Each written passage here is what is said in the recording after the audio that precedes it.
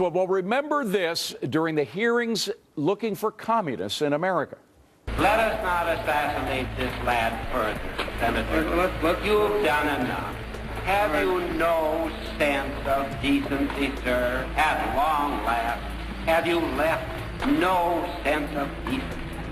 Well, now the IRS is doing something to a conservative group in Hollywood that has some here asking, does the tax man have no sense of decency?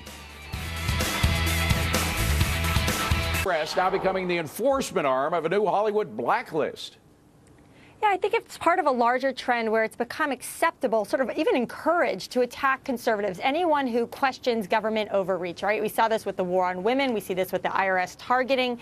We've seen this recently with Dinesh D'Souza was just under attack. I think that it's so, unfortunate because we are a big country of different values and perspectives. And the idea that the government would be in there pitting Americans against one another through the IRS is something really horrible. And Rick, this is targeting by the IRS, and that is unacceptable. Well, you don't know that it's targeting because they're a new organization filing for the first time for their 501c3. They're supposed to be investigated. Rick, we saw the IRS Inspector General go through all this, and he said there was targeting. 100% of the Tea Party groups were targeted. We're talking about this one group, which I want to keep talking about. How many liberal groups have been targeted by the IRS in Hollywood? Actually, about 25%. In Hollywood? Oh, in Hollywood? Very few liberal groups in Hollywood are 501c3s, which is what I want to get to.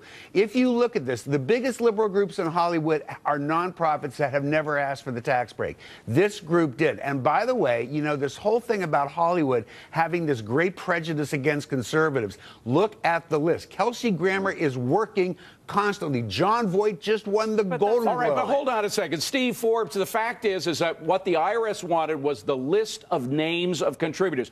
A lot of people I know in Hollywood who are conservatives, not a lot, but a few, who don't want their names out there, who do think they'd be blacklisted if their names were out there. Yeah, and we saw it in the McCarthy era that even if you brought people to the theater, they went after you and you got blackballed.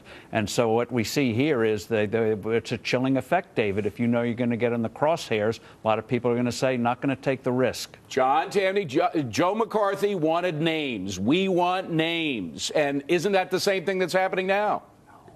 I think so, and I would just point out I'd be just as mad if the IRS were targeting liberal groups. And to think that we can reform this or fix this is the triumph of hope over experience. The IRS is a politicized institution, and the only fix is to abolish it in favor of consumption tax. Okay, but EMAC, the fact is, this is what the Inspector General Russell George said. Our audit did not find any evidence that the IRS used the progressives identifier as selection criteria, but 100% of the time, they targeted Tea Party patriots in 9/12. Yeah, that's absolutely right. So there is targeting. That's why we need a special prosecutor. Listen, if Janet Reno could appoint a special prosecutor to look into Whitewater, or a special prosecutor could be named to, investigate Carter's chief of staff for alleged drug use, this is calling into the question the entire credibility of the U.S. tax system. That's dangerous. Quick. Yeah, special prosecutor? We need a special prosecutor because this government's not going to investigate itself, especially the IRS. Coming up, why the